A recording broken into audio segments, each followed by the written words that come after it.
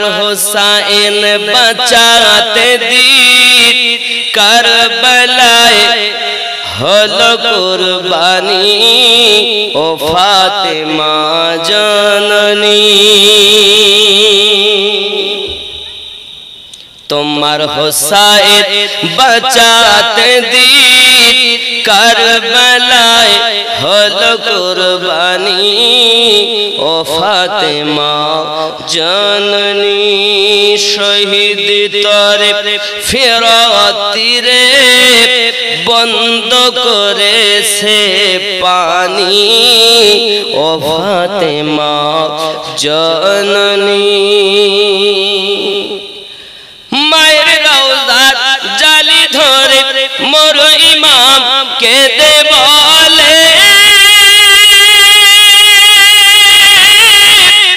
विदाई दाओ गो मा जननी करबलाय जाच्छी चले विदाई दीते मा फातिमा बोए जाए चोखे पानी ओ फातिमा जननी तुम्हार हुसैन बचाते दीन करबलाए हलो कुर्बानी ओ फातिमा जननी बीबी ज़ैनब अर्ज करे इमाम हुसैनेर तोरे मुसीबते सदका दिले अल्लाह पाक रहम करे आउन मुहम्मद करसे फरियाद हबे तारा कुर्बानी ओ फातिमा जननी शहीद तोरे फिराती रे बंद करे से पानी ओ फातिमा जननी अल्लाहुम्मा सल्ली अला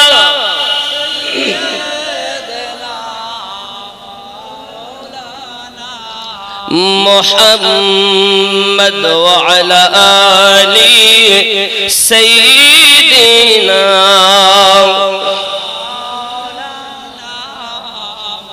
इमाम हुसैन पाक রাদিয়াল্লাহু তাআলা আনহু আম্মা জানের মাজারের কাছে ওখান থেকে গেলেন ভাই জানের মাজারের কাছে হে যুবকেরা আমার আপনি জানেন না 1924 সালে মদিনার হালাত কি ছিল আর এখন কি 16টা মাজার ছিল মদিনাতুল মুনাওয়ারায় কবরস্থানের ভিতরে এখন যাবেন একটাও নাই যদি বলেন হুজুর কাদের কাদের মাজার ছিল তাদের নাম আমি আপনাদেরকে বলবো কার কার মাজার ছিল এর ভিতরে দরুদ শরীফ পড়েন আল্লাহুম্মা সাইয়্যিদিনা মাওলানা মুহাম্মদ ওয়া আলা আলি সাইয়্যিদিনা हजरत मां फातिमा রাদিয়াল্লাহু তাআলা আনহার মাজার ছিল গম্বুজওয়ালা 1924 সালের কথা বলছি হে যুবকেরা আমার হযরত ইমাম হাসান পাকের মাজার ছিল হযরত আব্বাস রাদিয়াল্লাহু তাআলা নূর মাজার ছিল হে বাবাজি আমার হযরত ইমাম আবু বকর মানে জয়নুল আবেদিনের বেটা ইমাম বকর রাদিয়াল্লাহু তাআলা নূর মাজার ছিল জোরে বলুন হে বাবাজি আমার কারি নাফের মাজার ছিল ইমাম জাফর সাদিকের মাজার ছিল যিনি আমি নকশবন্দিয়া মুজাদ্দিদিয়া তরিকতের ইমাম জাফর সাদিকের মাজার ছিল গম্বুজওয়ালা যুবকেরা আমার এমনি করে উসমান ইবনে আফফান উসমান ইবনে মাজনুন আপনার কিনা মাজার মুকাদ্দাসা ছিল আমার রাসূল পাকের বেটা হযরত ইব্রাহিম রাদিয়াল্লাহু তাআলা মাজার ছিল যে ইব্রাহিম এক কোলে ইমাম হাসান ইমাম হুসাইন আর এক কোলে আমার নবী পাকের পুত্র ইব্রাহিম বসে আছেন হে বাবাজি আমার নবী কখন ইব্রাহিমকে চুমা খাচ্ছেন কখন আপনার কিনা ইমাম হুসাইনকে চুমা খাচ্ছেন আদর করতেছেন আল্লাহ পাক রব্বুল ইজ্জত বলেন জিবরাইল দুইজনকে একসঙ্গে প্যার করা যাবে না একজনকে আমি আল্লাহ পাক উঠিয়ে নিতে চাই আয় আমার আকা আপনার কে ফয়সালা করতে বলেছেন আল্লাহ আপনি যাতে রাজি আল্লাহ তাতে রাজি নবী আমার পাকে যদি আমি হুসাইন পাককে দেই আমার দিন অধুরা থেকে যাবে রূহের জগতে ওয়াদা করা রাসূল আমার বলেন আমার বেটা ইব্রাহিমের কুরবানি আমি কবুল করলাম 3 দিন পর আমার নবী পাকের বেটা ইব্রাহিম রাদিয়াল্লাহু তাআলা দুনিয়া থেকে আপনাকে ইন্তেকাল করে গেলেন বাবা ওনার মাজার মুকাদ্দাসা মদিনায় কবরস্থানের ভিতরে গম্বুজওয়ালা মাজার ছিল জোরে বলুন যুবকেরা আমার শুধু তাই নয় হযরত সুফিয়া রাদিয়াল্লাহু তাআলা আনহা হযরত আতিকা আম্মা জান এনার মাজার আমার নবী পাকের স্ত্রীগণ জোরে বলুন শুধু তাই নয় বাবা আম্মা তুর রাসূল হে বাবাজি আমার ওনারও মাজার ছিল জঙ্গে হাররা এনারও মাজার ছিল হযরত উসমান জিন নুরাইনের মাজার গম্বুজওয়ালা ছিল ফাতেমা বিনতে আসাদ ফাতেমা বিনতে আসাদ আলীর মা আব্বাজি আমার সোনা মানিকেরা এনাদের 16টা মাজার মদিনাতুল মুনাওয়ারায় গোরস্থানের ভিতরে ছিল এখন নাই আপনি আমি গেছি মদিনায় বড় আশা করি আমার নবী পাকের কন্যা খাতুনে জান্নাত যিনি জান্নাতে কদম না দিলে কোন উম্মত কোন নবী জান্নাতে যেতে পারবে না তিনি হলেন ফাতেমা তু জোহরা জোরে বলুন বন্ধুরি আমার যার মাজারে মুকাদ্দাসের কাছে কি হুসাইন পাক কাঁদতেছেন আম্মা লোকে মানুষ করে সন্তান ইঞ্জিনিয়ার অফিসার প্রফেসর আলেম ওলামা হাফেজে কোরআন বানানোর জন্য আর আপনি আমাদেরকে লালন পালন করেছেন কারবালায় শহীদ করানোর জন্য এই যুবকেরা আমার খাতুনে জান্নাত একবার আল্লাহ পাকের কাছে বলেননি আল্লাহ আমার হুসাইন যেন বেঁচে যায় আমি ফাতেমা দেখতে চাই সে কথা বলেননি বরঞ্চ খাতুনে জান্নাত বলেছিলেন আমার আব্বু আয় আমার আকা রাসূল পাক আমার হুসাইন যদি শহীদ হয় আমার তাতে কোনো দুঃখ নাই একটি হুসাইন কেন শত হাজার জন্ম নেবে ইসলামের জন্য আমি কুরবানি দেব আমি ফাতেমা কোনো দুঃখ নাই জোরে বলুন সুবহানাল্লাহ যুবকেরা আমার সেই আম্মা খাতুনে জান্নাত সালামুল্লাহি আলাইহা যিনি আহলে পাকের সদস্য যার থেকে আজ ইসলাম জীবিত হয়ে আছে যুবকেরা আমার সোনা মানিকেরা আম্মা জানের রওজার কাছে উনি অনেক কান্না কাঁদলেন আম্মা জান রুহানি দোয়া রাখেন হয়তো আমি হুসাইন আর ফিরে আসতে পারবো না আপনার রওজার কাছে আমার আর আশা হবে না ইমাম হুসাইন পাক রাদিয়াল্লাহু তাআলা আনহু মায়ের রওজা থেকে বিদায় নিয়েছেন এমনি করে মদিনা থেকে রওনা দিয়েছেন মক্কাতে এসেছেন মক্কাতে যখন কবর হালাতে ওনাকে কতল করবে হাজিরা বুঝতে পারলেন উনি তামিমে গেলেন তামিম থেকে কারবালার পথ ধরে কারবালায় রওনা দিয়েছেন বাবা আমার সেনা সৈন্য বেশি নয় 72 জন কয়জন আপনি রুট বুঝতে পাচ্ছেন তো মদিনা থেকে মক্কা মক্কা থেকে ওই মসজিদে আয়েশা ওটাকে তামিম বলা হয় ওখান থেকে উনি কারবালায় গেছেন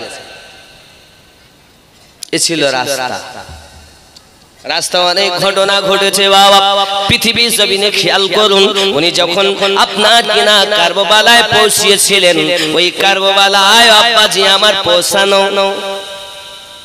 যখন মক্কায় এসেছিলেন মক্কায় আসার পর ওখানে ওনার কাছে চিঠি আসে কেউ বলে 150 কেউ বলে 700 কেউ বলে 900 কেউ বলে 1800 বেশিরভাগ রাবিরা বলেছেন 150 এর মতো কথা বুঝতে পেরেছেন প্রত্যেক চিঠিতে কুফাবাসী একটাই কথা বলেছেন ওখানকার গভর্নর আমরা কুফাবাসী আপনার কাছে বায়াত গ্রহণ করতে চাই। আমরা আমাদের জীবন ধ্বংস করতে চাই না। ওই কুফার জামে মসজিদের ইমাম হলেন ইমাম হোসেনের পিতা হযরত আলী রাদিয়াল্লাহু তাআলা, এবং ওই কুফাবাসী হযরত আলী রাদিয়াল্লাহু তাআলাকে শহীদ করেছে। খুব ছলনা ছিল। মাওলা আলী শাহাদাতের ঘটনা আমি বক্তব্য রেখেছি আলাদা, আপনি দেখে নেবেন, ইউটিউবে শুনে নেবেন, ওটা আলাদা আলাদা। কিন্তু ওই কুফার মানুষ বড় ছলনা করে মেরেছে। যাই হোক বাপ, ইমাম হোসেন পাক রাদিয়াল্লাহু তাআলা কাছে চিঠি একের পর এক আসেন। উনি চিন্তা ভাবনা করেন সকল সদস্যকে নিয়ে, ভাই কি করা যায় বলেন।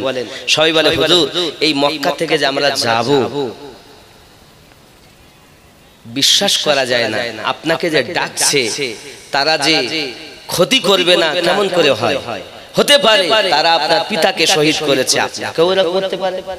এক কাজ করুন, আপনি যাওয়ার আগে অন্তত একটু পরীক্ষা নিরীক্ষা করে যান। তো কি হবে? সকলেই মিলে এই ফয়সালা হলো যে আপনি কাউকে পাঠিয়ে দেন, সে ওখানে গিয়ে ওখানকার পরিস্থিতি যখন ভালো বুঝবে আপনার প্রতিনিধি হয়ে যাবে, ওখানকার হালাত যখন ভালো দেখে আপনার কাছে সংবাদ দিবে, আপনি তখন আপনি সেই চিঠি পাওয়ার পরে যেটা ভালো সেটা আমল করবেন। আপনার সঙ্গে আমরা একমত। জোরে বলুন সুবহানাল্লাহ। ইমাম হোসেন পাক বলেন কথাটা তো ভালো কথা, কাকে পাঠাবো? ওই দুশমনের মাঝে ওদের তো গ্যারান্টি, ওরা তো যখন তখন মারতে পারে, কাকে পাঠাবো? নাম লিপিবদ্ধ করে একটি পাত্র দিলেন।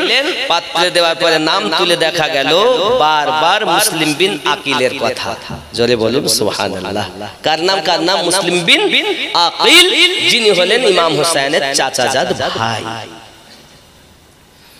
উনি বললেন ভাই আপনি রেডি হন, আমার পক্ষ থেকে প্রতিনিধি করে আপনাকে পাঠাবো কুফাতে। কোথায়? কুফায়।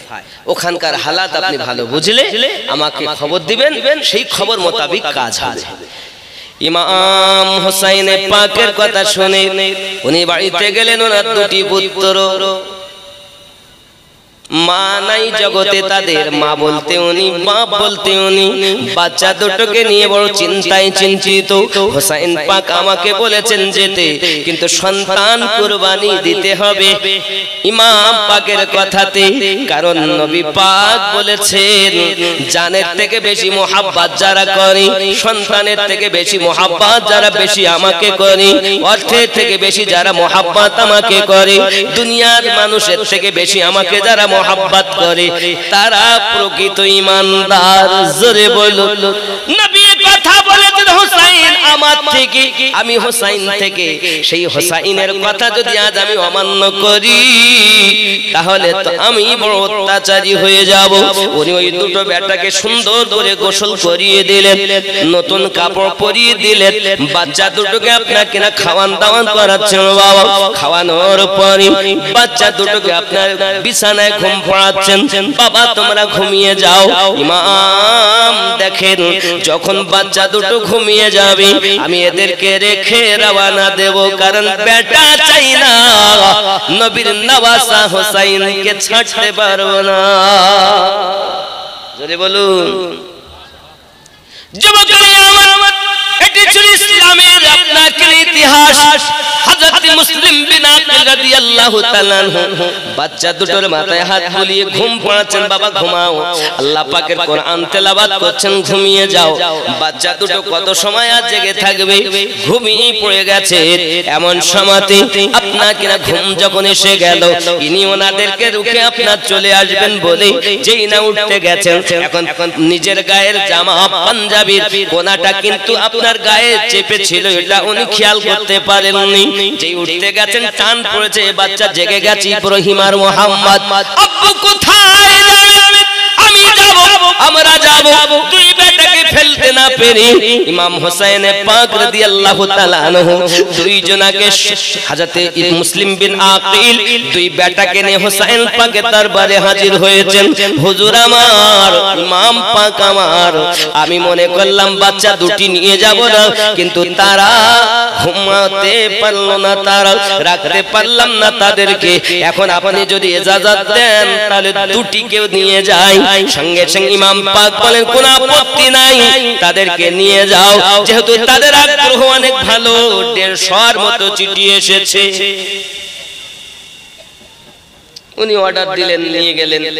এখন নিয়ে যাচ্ছেন, উনি চিঠি দিয়েছেন কুফার গভর্নরকে। কুফার গভর্নর, আমি ইমাম হুসাইন বলছি, আমি আমার ভাই মুসলিম বিন আকিলকে আমার প্রতিনিধি করে পাঠালাম, তার কাছে বায়াত হওয়া, আমি হুসাইনের কাছে বায়াত হওয়া। জোরে বলুন, আরো জোরে বলুন। আমার কাছে বায়াত হওয়া। সে যদি কুফায় গিয়ে পরিবেশ পরিস্থিতি ভালো দেখে, তাহলে আমার কাছে খবর দিলে আমি তারপরে কুফাতে আসবো ইনশাআল্লাহ। বাবাজি আমার, এইভাবে ইমাম হোসেনে পাক যখন চিঠি লিখে দিলেন, দেওয়ার পরে উনি আস্তে আস্তে করে কুফায় রওনা দিয়েছেন। কুফায় পৌঁছে গেছেন। কুফার মানুষ বড় আনন্দে আত্মহারা হয়ে ইমাম পাককে বরণ করে নিলেন। এক এক করে তারা সঙ্গ দিলেন। এমনকি 40,000 মানুষ ইমাম মুসলিমের হাতে বায়াত গ্রহণ করেছে। কয়টা বললাম? কয়জন? 40,000। আব্বা আমার, 40,000 মানুষ যখন বায়াত গ্রহণ করেছেন, ইমাম পাক দেখলেন খুব ভালো হালাত। উনি চিঠি লিখছেন, ভাই হুসাইন অবিলম্বে চলে আসুন। কুফাবাসীর কথা, আমরা অর্থ দিব, জায়গা দিব, প্রয়োজন হলে আপনার জন্য জীবন দিব, তবু আপনার সঙ্গ আমরা ছাড়বো। এটা কুফাবাসী। ইমাম পাক বললেন যে খুব ভালো পরিস্থিতি। উনি চিঠি যখন উত্তর দিলেন লিখে, ভাই পরিস্থিতি ভালো, আপনি অবিলম্বে ওনাদেরকে নিয়ে আসুন। এনার কাছে চিঠি এদিকে পৌঁছে যায়, আর ওদিকে এজিদের সেনা ইবনে জিয়াদকে কুফার গভর্নর করে পাঠিয়ে দিয়েছে। কারণ এই কুফাবাসীর মধ্যে থেকে কিছু ছলনা ছদ্মবেশী আছে, মুনাফিক। তারা সামনে একরকম আর পিছনে আর। মুনাফিক কারা জানেন? দেখেন, আমার হুজুর ওয়াহারি রাহমাতুল্লাহ আলাইহি লিখছেন, মুখে হাসি মনে কালি, ওগো মুনাফিক যে জন, মিথ্যা ছাপ সত্য কথা করে না শ্রবণ, মুনাফিক যে জন, পিছে গীবাত করে যত, ওগো সামনে এলে কাঁদে তত রে। খুব খেয়াল করবেন কথাগুলো। হুজুর ওয়াহারি, ওনার হাজী সাহেব আছেন, বুঝেছেন, একই তরিকতে হাজী সাহেব আছেন। পিছে গীবাত করে যত, ওগো সামনে এলে কাঁদে তত রে। উপদেশ দে শত শত, নিজে করে না পালন, মুনাফিক যে জন, মুখে হাসি মনে কালি, ওগো মুনাফিক যে জন। কোরআন মাজিদ সূরা মুনাফিকুনের 11টি আয়াত আল্লাহ পাক ওখানে মুনাফিকের পরিচয় দিয়েছেন এই রূপ ভাবে। আমি বাংলায় সংক্ষিপ্ত বলি, ওরে মুনাফিকের চক্র অতি যেন ভাঙন ধরা নদীর গতি রে। খুব ভালো বুঝবেন। আপনার সামনে এসে বলি, হুজুর আসেন, কি খাবেন বসুন। হুজুর কি খাওয়ালে হয় দেখবেন, মসজিদে ইমাম গেছে, তাই ইমাম সাহেব বসুন, আসুন, এই ইমাম সাহেব চা দে। জেনে নাও, এই হলো তোমার শত্রু। মেম্বার, গ্রামের মেম্বার, গ্রামের প্রধান, দেখবেন সামনে, আসুন আসুন ভাই আসেন, এই প্রধান সাহেব এসে বসতে, জেনে নাও এ হলো মুনাফিক। তোমার সামনে খুবই করে আর পিছনে বলছে পিছন পাস। যে সামনে বেশি প্রশংসা করে এই হলো তোমার দুশমন। আজ পিছনে আপনার সুনাম করে সে সামনে এলো আপনার দেখবেন সুনাম বেশি করে না, সামনে সুনাম করাই মুনাফিকের লক্ষণ। হ্যাঁ, এর আবার লিমিট আছে। সামনে যদি আপনাকে ভালোবাসে তো একা বলবেন না আমার ভাই খুব ভালো, বাস ও বদনাম করে না। যে খুব আপ্যায়ন করে, পিছে গীবাত করে যত, সামনে এলে কাঁদে তত রে। উপদেশ দেয় শত শত, নিজে করে না পালন, মুনাফিক যে মুনাফিকের চক্র অতি যেন ভাঙন ধরা নদীর গতি রে। শয়তান হতে কঠিন অতি, মুনাফিকের মন মুনাফিক যে কি গো। তাহলে এই নদীর ভাঙন যেমন আস্তে আস্তে ভাঙে, এই মুনাফিক তেমন আপনাকে আস্তে আস্তে ভাঙে। কথা বুঝতে পেরেছেন? এই মুনাফিক। আব্বাজি আমার ইমাম মুসলিম রাদিয়াল্লাহু তাআলা আনহু চিঠি পাঠিয়ে দিলেন, আর এদিকে জিদে সেনা কুফায় গভর্নরি পদ পেয়ে সরকার যেহেতু, কথা বুঝতে পারেন, সরকার যদি ক্ষমতা দেয়, সামান্য মেম্বার হলে তুই কথা বলতে চায় না। মেম্বার হওয়ার আগে বলছে ভাই একটা ভোট দিস, প্রধান ভোট দিস, ভোট দিস। আর ভোট হয়ে গেল তা আপনি নিজে গিয়ে যদি কথা বলেন তো কথা বলার সময় নাই, আছে না নাই বলে? তো সামান্য দুনিয়ার মেম্বার প্রধান এমএলএ এমপি হলে যদি এই হয়, তা পুরো কুফার ক্ষমতা সরকার যারে দিয়েছে তার অবস্থা কি? ও এসেছে, এসেই একদম ছদ্মবেশী তা বোরখা পরে ঢুকেছে, ভালোভাবে ঢুকেনি। বোরখা পরে, মুখে কিন্তু দাড়ি, মাথায় পাগড়ি, কিন্তু বোরখা পরে নাকাব পরে ঢুকেছে। কুফায় ঢোকার পর যে রাজভবন 40,000 মানুষ আসরের নামাজে ইমাম পাকের পিছনে ইক্তেদা করে নামাজ পড়েছে 40,000 মানুষ। মাগরিব হতে হতে সব চলে গেছে, মাত্র 500 রয়ে গেছে। কিসের ভয় ছিল?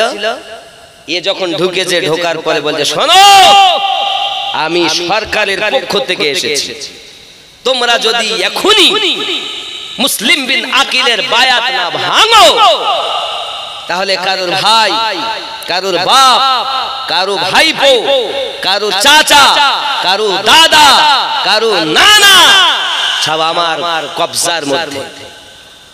একটা একটা করে জবাই করব আর ফেলব, একটা একটা করে জবাই করব আর ফেলব। জেনে রাখো, আমি এমনিতে আসেনি, সরকারের পুরো পাওয়ার নিয়ে এসেছি। এরা দেখে অকালে মরব, ওর থেকে বায়াত ভেঙে চলে যায়, জীবনে বেঁচে থাকবো। এর আগে কি বলেছিল? জায়গা দেব, প্রয়োজনে আপনার জন্য আমরা জীবন। আর এখন কি করছে? এটা মুনাফিক। আব্বাসী আমার সোনামানিকেরা 39,000 যখন চলে গেল, 500 রয়ে গেছে। বাবা মাগরিবের নামাজ ইমাম পাক দাঁড়িয়েছেন, মাগরিবের 3 রাকাত ফরজ নামাজের নিয়ত করে সালাম ফিরিয়েছেন। দেখতেছেন মসজিদে কুফা জামা মসজিদটি ফাঁকা হয়ে গেল, আর একজনও বসে নাই গো বাবা। বাবাজি আমার সোনামানিকেরা মুক্তার শাফিদার ঘরেতে উনি আপনার আশ্রয় নিয়েছিলেন, দুটি বেটাকে রেখে এসেছিলেন বাবা। সোনামানিকেরা আমার ইমাম মুসলিম বিন আকিল রাদিয়াল্লাহু তাআলা আনহু এবার হাত দুটি পেতে দিয়েছেন, মালিক আমি মনে করেছিলাম কুফাবাসী আমার সঙ্গে সৎ ব্যবহার করবে, কিন্তু না না না, তারা যে আমার সঙ্গে এমন ধোঁকা করবে আমি বুঝতে পারিনি। আমি আমার ভাইজানের কাছে চিঠি তো পৌঁছে দিয়েছি, তিনি তো অবিলম্বে চলে আসবেন।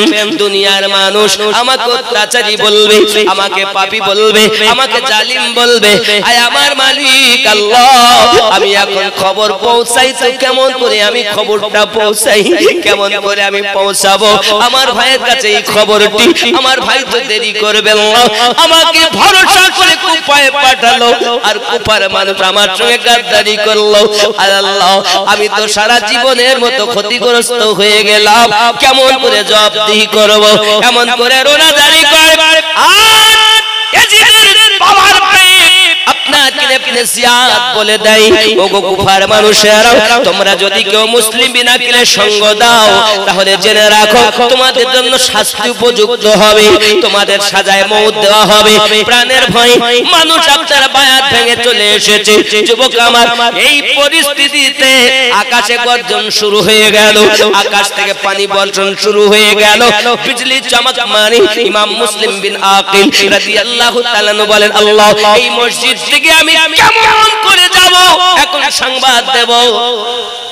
দীর্ঘক্ষণ হয়ে গেছে বাবা, রাত গভীর, আস্তে আস্তে গভীর হতে লেগেছে। উনি মসজিদ থেকে বার হয়েছেন, রাত অনেক হয়েছে, অন্তত একটু পানি পান করবো আমি, এই জন্য বার হয়েছেন। বাড়ি আপনার বিজলি, অন্ধকার রাত, বিজলি চমকায়, তার আলোতে কিছু পথ দেখেন, একটু এগিয়ে যান। আব্বা আমার দরজায় গিয়ে আওয়াজ দিচ্ছেন, ভাইজান দরজাটা খোলেন, আমি সেই আপনাদের ইমাম মুসলিম বিন আকিল, ইমাম হোসেন পাকের চাচাতো ভাই এসেছি, বড় পিপাসিত, আমাকে একটু পানি পান করিয়ে দিন। বাবাজি আমার ভিতর থেকে দরজা লাগানো, কেউ দরজাটা খোলে না। তারা বলে, না না না, ইমামে মুসলিমকে যদি পানি দেওয়া হয় তাহলে আমরা সরকারের আঘাত প্রাপ্ত হব, আমাদের প্রতি অত্যাচার শুরু হবে। বাবাজি আমার যার জন্য জীবন দিতে রাজি ছিল, আজ তারা এক গ্লাস পানি তাকে পান করতে দেয় না। বাবা, এ হলো কুফাবাসীর হালাত। এই যুবকেরা আমার, এটা হলো মুনাফিকের লক্ষণ। ই সোনা মানিকেরা আমার, ইমাম মুসলিম বিন আকিল এমনি করে হেঁটে হেঁটে ওই রাতের বেলাতে কুফায় ঘুরতেছেন বাবা। হঠাৎ দেখে একটি দরজার বাইরে আপনার কিনা টিপ করে আলো জ্বলতেছে, আর একজন বৃদ্ধা মহিলা ওই আলোর সম্মুখে বসে আছেন। হঠাৎ করে তাই আলোর সম্মুখে উনি পড়ে গেলেন, কে কে কে এত রাতে? মা, আমি ইমাম মুসলিম বিন আকিল এসেছি, ইমাম হোসেনের চাচাতো ভাই। এই কুফায় কিছু পূর্বে কয়েকদিন আগে ঢুকেছি আমি কুফায়, আমি এসেছি, বায়াত গ্রহণ করেছে। আমার মহিলাটি আহলে বায়াতের আওলাদের সঙ্গে মহব্বতকারিনী ছিলেন। তিনি লাভ করে উঠেছেন, ওই মুসলিম বিন আকিল নাকি যিনি ইমাম হোসেনের প্রতিনিধি হয়ে এসেছেন? জি মা, হ্যাঁ মা এসেছি। বলে, ঠিক আছে বাবা, চিন্তার কোনো কারণ নাই, আমার তো ঘর গরিবখানা ধন্য হয়ে গেল যে আপনার মতো নবীর আওলাদ আমার গরিবখানাতে পেয়েছি। বলেন আপনার কি দরকার? বলে, আমি একটু পানি পান করতে এসেছি, কুফার মানুষ আমার সঙ্গে ধোঁকা দিয়েছে। সঙ্গে সঙ্গে বলে, চিন্তার কারণ নাই হুজুর, আপনি আমার বাড়ির মেহমান হবেন, আমি যতটা পারি আপনার খেদমত করব।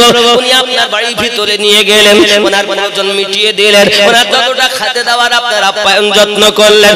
বাবাজি রাত গভীর হয়ে গেছে, এমন সময়তে তার বেটা বাড়িতে এসেছে। বাড়িতে আসার পরে বলতেছে, খবর বলো। মা জননী সাদা সিধা মানুষ, বাবা অনেক রাত করে ফেললি, এত রাত কেন হলো বাবা? মা গো, বলেন আপনি এখনো ঘুমাননি? বলে, নাও। মা সাদা সিধে মন বলছে, বাবা আমাদের নসিব কত ভালো। কেন বাবা? অন্য কেউ আসেনি, নবীর আওলাদ আমাদের গরিবখানায় এসেছে। বেটা দেখে মা তো কিছু বোঝে সোজে না, মার কাছে শুনি কে এসেছে। এমন সময়তে বলছে মা কে এসেছে, বাবা রে মুসলিম বিন আকিল আমাদের ঘরে এসেছেন, কত কষ্ট পেয়েছে এই কুফার লোক, কষ্ট দিয়েছে, ধোঁকা দিয়েছে, দাগা দিয়েছে, ক্লান্ত হালাতে আমাদের ঘরে এসেছে বাবা, আমাদের নসিব খুলে গেল।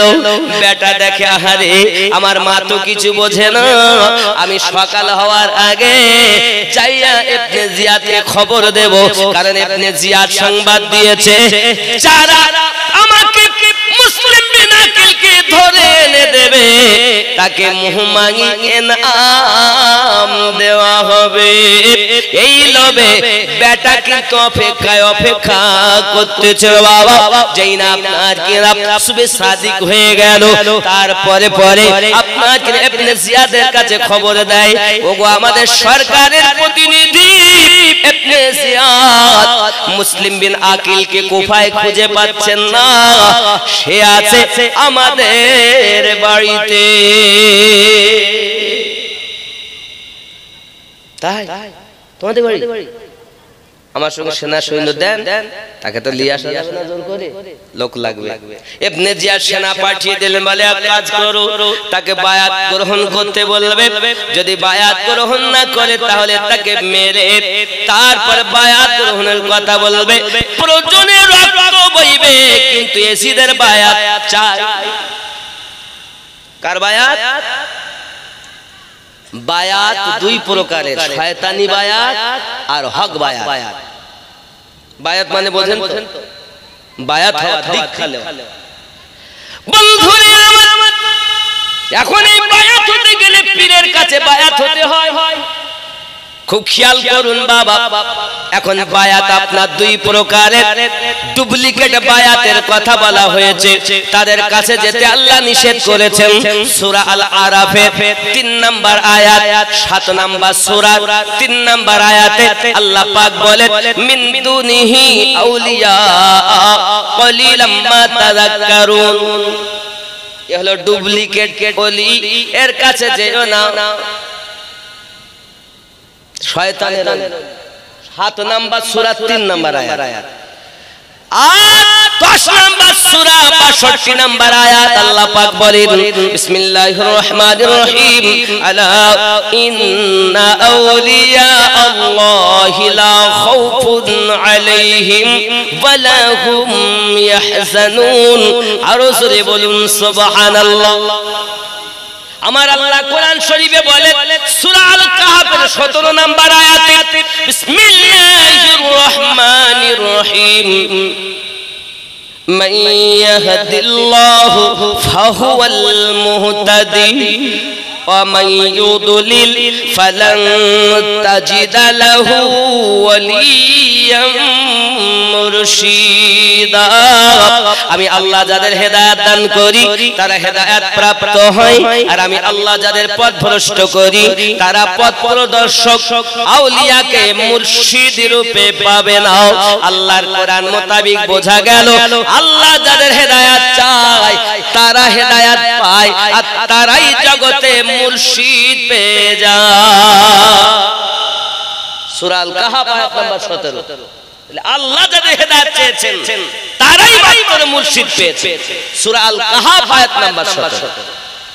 কোরআন মাজিদের সূরা আল ফাতিহা আয়াত নাম্বার 10 এ আল্লাহ পাক বলেন, বিসমিল্লাহির রহমানির রহিম, ইন্নাল্লাযীনা ইউবাইউনাকা ইন্নামা ইউবাইউনাল্লাহ ইয়াদুল্লাহি ফাওকা আইদিহিম। নিশ্চয় যে যাহারা নবী আপনার কাছে বায়াত গ্রহণ করেছে তারা আমি আল্লাহর কাছে বায়াত গ্রহণ করেছে, আপনার হাতের উপরে আছে আমি আল্লাহ পাকের কুদরতি হাত। জোরে বলুন সুবহানাল্লাহ। নবীর কাছে বায়াত আল্লাহ পাকের কাছে বায়াত হওয়া সূরা ফাতিহা আয়াত নাম্বার 10 এ আল্লাহ ঘোষণা দিয়েছেন। আরো জোরে বলুন সুবহানাল্লাহ। বায়াত হওয়া আজকের কথা না, বহু আগে থেকেই। তো বায়াত দুই প্রকারের, এক শয়তানি বায়াত আছে আর এক আল্লাহ ওয়ালাদের বায়াত আছে। আরো জোরে বলুন সুবহানাল্লাহ। আমরা শয়তান ওয়ালাদেরকে মানি না, আর আল্লাহ ওয়ালাদের অনুসরণ করি, তাদের ছাড়ি না। কেন? এই কারণে যে আমরা যখন নামাজ পড়তে গিয়েছি, একটু নামাজটাকে বলি, আমরা পাপী তো না, ভালো নেককার না গুনাহগার? আমরা যারা এখানে বসেছি সবাই কি নেককার? বলতে পারি যে আমরা বুকে হাত দিয়ে যে আমার মতো নেককার আর কেউ নেই? কম ও বেশি সকলের পাপ আছে না নাই? মিথ্যা কথা বলি, চুরি করি, কত ফাঁকি দেই, কত জমি আইল ঠেলে চাষ করি, কত চোখের জেনা, হাতের জেনা, পায়ের জেনা, মনের জেনা করি কি করি না? করি না? এখন আমরা নিজেরা করলাম কি, আজানের ধ্বনি শুনলাম, সঙ্গে সঙ্গে উযু বানালাম, বানিয়ে মসজিদে গিয়ে দাঁড়ালাম, হাত বেঁধে কি বলতেছি? আলহামদুলিল্লাহি রাব্বিল আলামিন, যাবতীয় প্রশংসা আপনার জন্য, আপনি তো জাহানের পালনকর্তা, আর রহমানির রহিম, আপনি রহমান, আপনি রহিম। আমার আল্লাহ বলেন, বান্দা বান্দিরে তুই এত বড় পাপী গুনাহগার, আমাকে রহমান মানিস? জি হ্যাঁ আল্লাহ, আমি পাপ করতে ভালোবাসি, তুমি মাফ করতে ভালোবাসো। মালিকি ইয়াউমিদ্দিন, বিচার দিবসের আপনি মালিক। আল্লাহ আমাকে লাঞ্ছিত অপমানিত করো না, আমি হয়তো পাপী কিন্তু আপনার দ্বারে ঝুঁকেছি। বলি কি বলি না আমরা? আল্লাহ পাকের দরবারে আল্লাহ পাক বলেন, আর কিছু বলবি? আমরা বলি ইয়্যাকা না'বুদু ওয়া ইয়্যাকা নাস্তাঈন, আমি তোমারই ইবাদত করি, তোমার কাছে সাহায্য প্রার্থনা করি। আমার আল্লাহ বলেন, বান্দা বান্দি তুই কি সাহায্য চাচ্ছিস আমার কাছে বল। আমরা সঙ্গে সঙ্গে বলি ইহদিনাস সিরাতাল মুস্তাকিম, আয় আল্লাহ আমাদিগকে সোজা সরল সঠিক পথে প্রচালিত করো। আল্লাহ পাক বলেন, সোজা পথে চলতে চাস, সঠিক পথে চলতে চাস, সোজা সরল সঠিক পথ চলতে চাস? জি হ্যাঁ। কাদের পথে? সিরাতাল্লাযীনা আন'আমতা আলাইহিম, যাদেরকে আপনি পুরস্কৃত করেছেন, গায়রিল মাগদুবি আলাইহিম ওয়ালাদ-দাল্লিন, তাদের পথে নয় যারা অভিশপ্ত হয়েছে, লানত প্রাপ্ত হয়েছে, তাদের পথে আমাদের চালিত করো না। তাহলে কাদের পথে চলতে চাও? সিরাতাল্লাযীনা আন'আমতা আলাইহিম, যাদেরকে আপনি পুরস্কৃত করেছেন নাকি? তাহলে যাদের উপরে আল্লাহর পুরস্কার, তাদের পথটা কি? সোজা সরল সঠিক পথ। ঠিক কিনা ভুল বলেন? ঠিক কিনা ভুল? এখন আমাদের জানতে হবে কাদের উপরে ইনাম। রব্বি কারীম অপর জায়গায় বলেন, বিসমিল্লাহির রহমানির রহিম, উলাইকাল্লাযী আন'আমাল্লাহু আলাইহিম মিনান নাবিয়্যিন ওয়াস-সিদ্দীকীন ওয়াশ-শুহাদা'i ওয়াস-সালিহিন। কয় জায়গায়? কয় জায়গায়? কয় জায়গায়? চার জায়গায়। এক নম্বর আল্লাহ বলেছেন নবীদের পথ, দুই নাম্বার বলেছেন সিদ্দিকীন, তিন নাম্বার বলেছেন শুহাদা, চার নাম্বার বলেছেন সালিহিন। বোঝা গেল এই চার শ্রেণীদের পথ সোজা সরল সঠিক পথ, ইহা ব্যতীত সব বেকা পথ। সোজা পথ এটাই আমরা নামাজে বলেছি ইহদিনাস সিরাতাল মুস্তাকিম। চার শ্রেণীতে বিভক্ত। নবী এখন পাওয়া যাবে না। মামা সাহেবকে যেমন দেখছেন, ভাইজানকে যেমন দেখছেন, হাজী সাহেবকে যেমন দেখছেন, এইভাবে কি নবী দেখতে পাবে? দেখা যায়? মদিনায় গেলে দেখা যাবে নবী? নবী দেখা যাবে। নবীর শেষ সিদ্দিকীন সত্যবাদীগণ পাবো? তাও দেখতে হবে। আচ্ছা শহীদ, এখন ইসলামের যুদ্ধই হয় না, তো শহীদ পাবো কোথা? শহীদ এখন নাই, এখন আছে কি সালিহিন, মানে নেককার ব্যক্তি। কারা কারা? নেককার ব্যক্তি। গৌসে পাক নেককার, গরিব নওয়াজ নেককার, মুজাদ্দিদ আল ফিসানি নেককার, বাহাউদ্দিন নকশবন্দি নেককার, ये যুবক সরকারে আলা হযরত নেককার, সৈয়দ মেহর আরবি নেককার, শালিমউদ্দিন নকশবন্দি রহমাতুল্লাহ আলাইহি নেককার। এই রূপ ভাবে দুনিয়ায় যারা আল্লাহর নেককার, আল্লাহ দিয়েছেন তাদের উপরে পুরস্কার। আমরা নামাজি বলেছি সিরাতাল্লাযীনা আন'আমতা আলাইহিম। কথা কি বোঝা যাচ্ছে?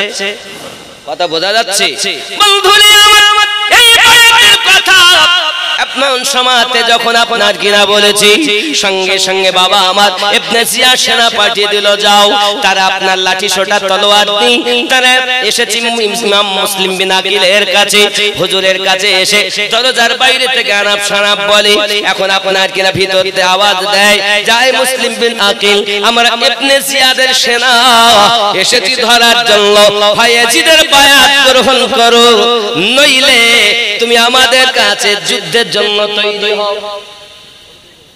রাগ করছেন বলবার একটু কমিটির লোক বলল হুজুর আমি বললাম দেখো খেতে দিও না জানা যদি দাও তাহলে আমি এসেছি এখন দাও 9টা পর্যন্ত আর আমি উঠে গেলে খেতে দেওয়ান কারণ খাবার আছে আপনাদের জন্য খুব সুন্দর করে রান্না বাড়া বুঝতে পেরেছেন আর ওরা দেখলে লোকজন বলতে বাড়ি যাও তো কি করে তাহলে খেইলে তাহলে নষ্ট হবে এগুলো খারাপ আমি বলেছিলাম আগে দাও আমি উঠলে দিও না তারা যারা খাবার খেয়ে বাড়ি চলে যাবে তাহলে আমি 10টা লোক থাকলে তাদেরকে নিয়ে বক্তব্য দেব যদি বলুন সুবহানাল্লাহ রাগ করছেন আপনারা অসুবিধা হচ্ছে তাহলে নামাজ আমাদের জন্য আল্লাহর ইবাদত চলুন আগিয়ে দেখি মুসলিম বিন আকিলের কাছে তারা এসে যখন আনাপ শানাপ উল্টা পাল্টা কথা বলছে এমন সময় একটাই কথা তাদের দাবি বায়াত করতে হবে গ্রহণ ইবনে জিয়াদের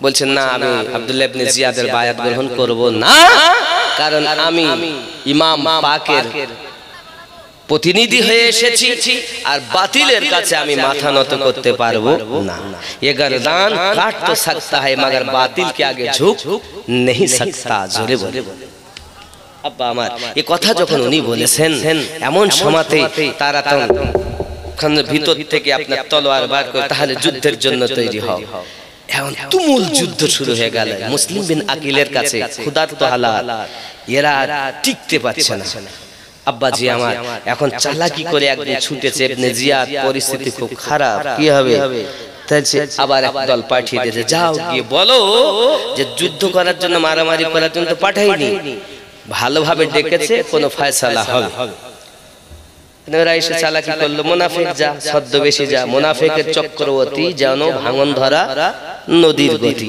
হুজুর এখানে তো মারামারি করতে পাঠানো হয়নি চুপ করেন শান্ত হন আর ইমাম মুসলিম বিন আকিল বলেন আমি তো চাই যে মারামারি করে কি হবে কারো না কারো রক্ত ঝরবে ওর থেকে এক জায়গায় বসে আলোচনার টেবিল তৈরি হবে ইবনে জিয়াদ বলে যেই মুসলিম বিন আকিল ভিতরে ঢুকবে সেই ওকে দরজার কাছে জবাই করে ফেলবে কিন্তু আল্লাহর কি খেলা আল্লাহর কি কুদরত ভিতরে ঢুকতে গেছেন যে তলোয়ার চালাতে যাবে সে ভুলি গেছে বুঝলেন সে ভুলি মানে হাত যেমন তেমনি থেকে গেছে আল্লাহর হাত অবাসী করতেছে হাতই আর চলে না ভিতরে যখন চলেছে মুসলিম বিন আকিলের সঙ্গে বসে আলাপ হয় একটাই কথা বায়াত গ্রহণ করতে হবে উনি শেষ কথা বললেন যে আমি মাথা ঝুঁকাতে বাতিলের কাছে পারবো না কুল জাআল হক ওয়া যাহাকাল বাতিল ইন্নাল বাতিলা কানা যাহুকা সত্য আসে তো মিথ্যা দূরীভূত হয় কি হয় না হক আসবে তো মিথ্যা নিস্তানাবুদ হবে আমি পারবো না তার বায়াত গ্রহণ করতে তাহলে তুমি রেডি হও তোমার জন্য শেষ এই কুফার মাটি তাতে আমার কোনো আপত্তি নেই তারা নিয়ে গেল নিয়ে যাওয়ার পরে ওই